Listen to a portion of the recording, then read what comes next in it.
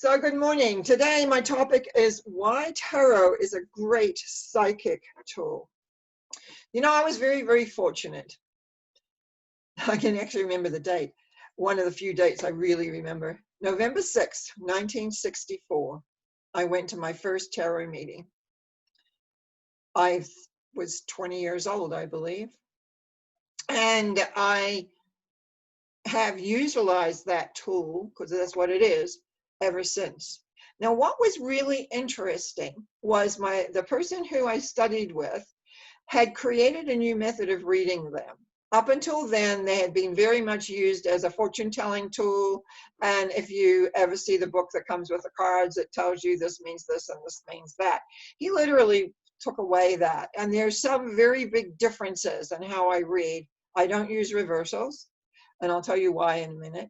I also, there's another, the court cards to him were attitudes. Well, that's what evolved as the years went by. I studied with him for 3 years, and then there was a group of us that kind of went off on our different ways. And I kept on with the tarot. I was invited to teach it. I was invited to, just a second, I just touched something which I don't want there. There we go. I was invited to teach it. I was invited to read, but I was invited to teach it first. And so that was when I was around 30, it began. 30 is a big important year, and sometime I'll need to talk about that. There's a big shift that goes on in your life at 30 and again at 60. But anyway, what happened with this, I began to realize, and how I have taught it since, is that we all have, excuse me, we've all born psychic. We're all born with different abilities, not different abilities. We're all born with the same abilities. We're all clairvoyant. We're all clairaudient. We also have psychic noses and mouths, and most of all, we have an intuition. And what happens is that most of us shut down our different abilities. I know I did. And what the tarot did for me was open that back up, because I wasn't naturally clairvoyant at that point. And so the symbols gave me a picture to look on. And I was taught to follow how the eye went. Where did my eye go? And also to draw what we call the silver thread from, say, let's say 3 symbols. And so how do we draw this symbol to the second symbol, to the third symbol, which is what we would call the silver thread? How do we do that? How do we move that? And what began to happen was, as the time went on, I began to see things. And even today, the other day, after how many years, because I'm 75 now and I started at 20, so that's 55 years, right? Yeah. I actually saw something in a symbol I'd never seen before when I was doing a reading for a person. And every now and again that happens. It's like I just don't see it. It's not like I sit there and examine them anymore. But it was like, oh, so it's important. It's where does your eye go? What is that saying? What is that telling you? So what happens if you begin to practice daily? Because that's what really becomes very important, is to practice daily, is that you begin to develop what I call the psychic muscle. When I first started out, I would do 3 cards every day on the general conditions surrounding me. And I keep a journal. So that would tell me what the symbols were, about what I got from that. And then I'd go back and see, how did that relate to the day? So I began to get a barometer of what exactly the symbols were saying in relation to what exactly happened. And mostly after a while, I began to find I was being aware of different things. And it has come in very important at different times. One of the most significant times was on my 50th birthday. On my 50th birthday, I was in my second marriage at that time. And I sat down in the morning. I thought, I better take a look at this. I don't know. I was feeling a little unsettled for some reason. And so I drew out the symbology and I went, oh. And it looked like there could be an argument. So what I said to my then husband, you take your truck, I'll take my car. Now, what that meant was he could go home when he wanted to go home. and I stayed to the end. We did not have an argument. So it's not about so much as predicting specifically this is what's going to happen. It shows you the emphasis of what's actually around, so you can make maybe a different decision, or you can make a decision based on knowledge and awareness. Same thing happened actually just this weekend. I was working with a client who I've worked with quite a lot, and I was having some difficulty with actually pinning down what it was we needed to transform. In other words, clear. So I got my cards out and I shuffled them and did my little thing and asked, and 3 symbols, and it came from her past, and she was hanging on to it. That information became very, very helpful as we went on with the process, because we eventually discovered what it was that was going on. And this is what happens when you begin to do a lot of inner work. When you do a lot of inner work, and if anybody has ever read or seen or heard my metaphor of the pickle jar metaphor, you'll find that after a while you get down and there's a lot of room in there, and you start finding different programs. This was a program that had run, and most programs are based on past lives, so it had been there from quite early, but it settled in it when she was 3 years old, so the past. And as we went on, if I hadn't had that information that she was holding on to it, and also my intuition was telling me, there's something not quite right here, is that, and finally I asked, what are you afraid of really letting this go? And then my client mentioned that, what she was concerned about, and then we were able to unlock it all, what was going on. And there wasn't like, it was a lot of stuff. Sometimes when I'm working my transformation work, there's a lot of stuff. And by now, there's not a lot of stuff. But it was very informative, and we go deeper and deeper and deeper with this particular client, because she's been willing to be able to, when she hits stuff, to look at that. Now, how you say, what am I talking about transformation when this is about tarot? Because I utilize the philosophy, I utilize the knowledge, and if I get really stuck, I'll always go to that, because it opens up a broader field for me to be able to see, to be able to know what else is in there. I can't, sometimes just by talking to people, I can intuit, but this will give me a focus very often that I need.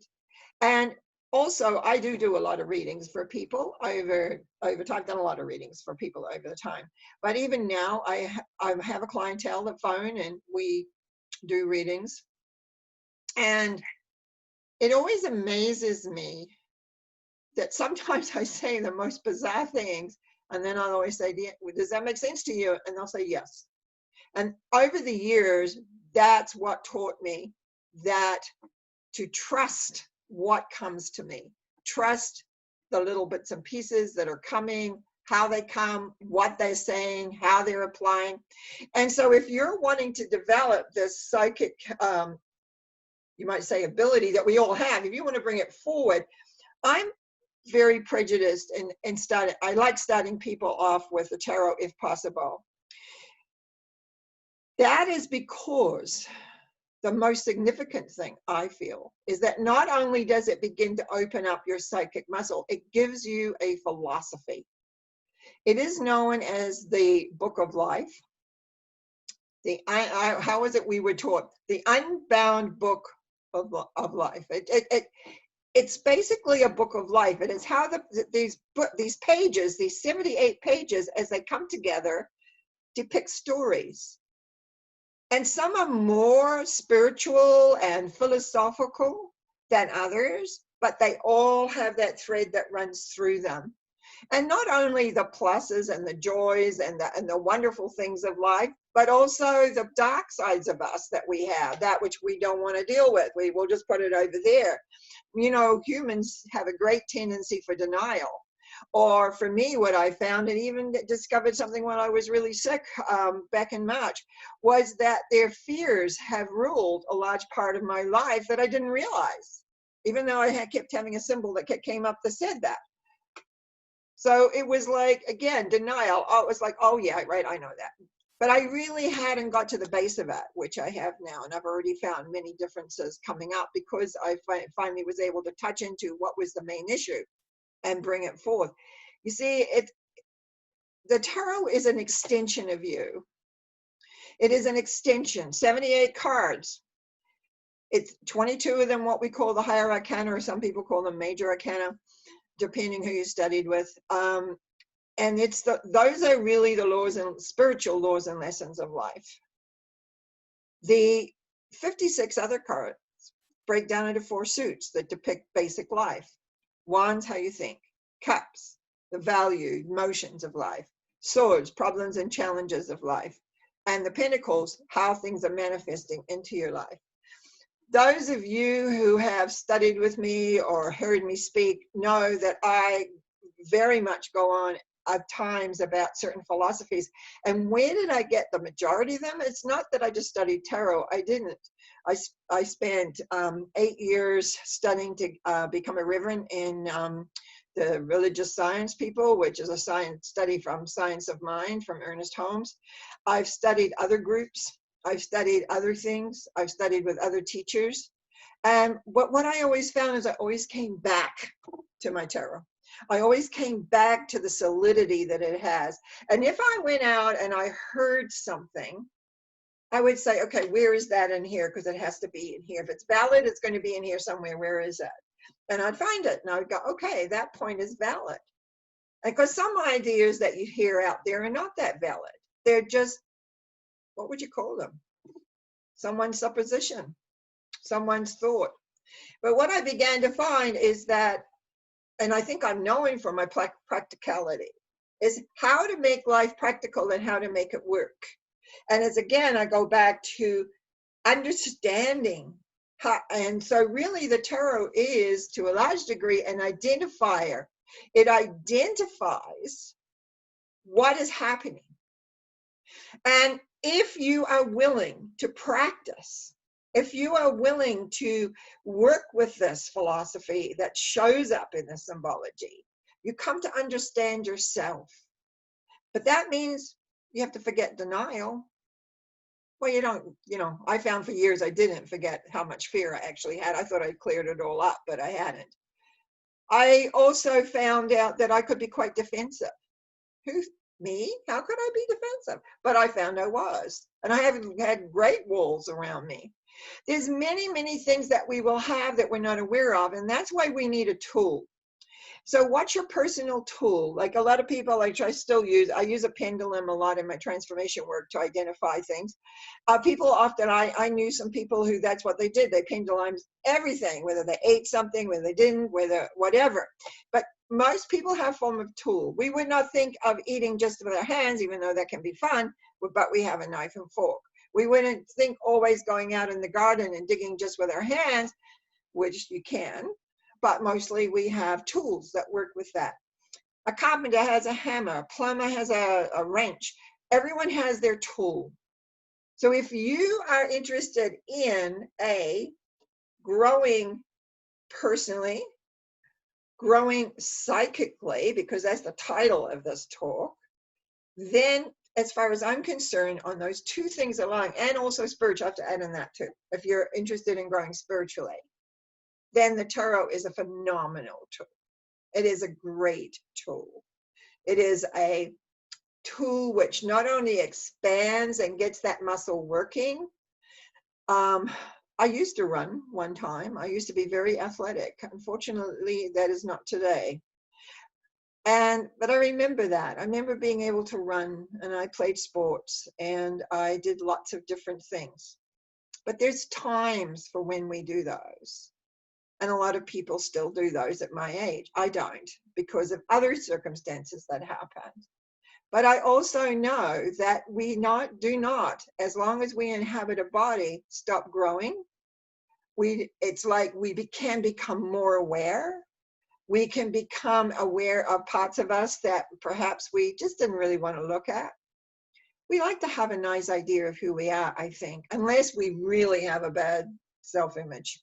And I'm not here to talk about that today because it's very sad when that happens. I run into it with clients occasionally, and that breaks my heart because then you have to, it's usually a lot of internal dialogue that's gone on in your head about who you are and what you are. But I don't want to, it's funny how my talks all of a sudden veer into some other pattern, but you need to have an understanding. And I got my worth from my spirituality, from knowing and feeling that I was loved. But that's in the tarot. That taught me that. It was just a matter of opening up and believing it and allowing that. So that the works is like when you have these 78 little picture cards, and just by pulling 3 cards a day, by asking what are the conditions surrounding me today, and keeping a journal and going back and looking, that psychic muscle will grow. Now, if you want more information on how the tarot, I've written 3 books on this subject. You can always contact me through my webpage.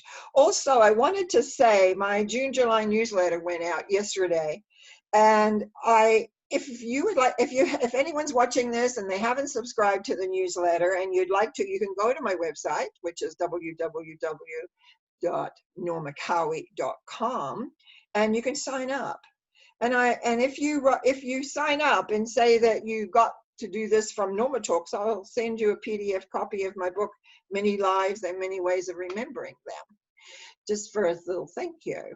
But I think that will be good. Now, next week, I'm going to talk about the importance of having your material world in order. We're still going to look at the tarot, at the first 7 cards of the Higher Arcana. I may not have time to totally do all of them, but I think we will.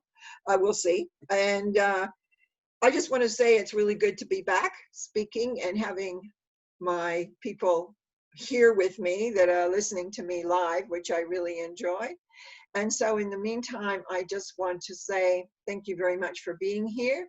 I look forward to speaking to you through Norma Talk sessions next Wednesday, but also on Sunday. I do a live stream on a Sunday Thought, which is a little bit of philosophy that I do through StreamYard. I want to thank you for being here, for those that are in person, and you can always join us live. You just have to let me know your email so I can send you the link. Otherwise, you just have a great week. Thank you.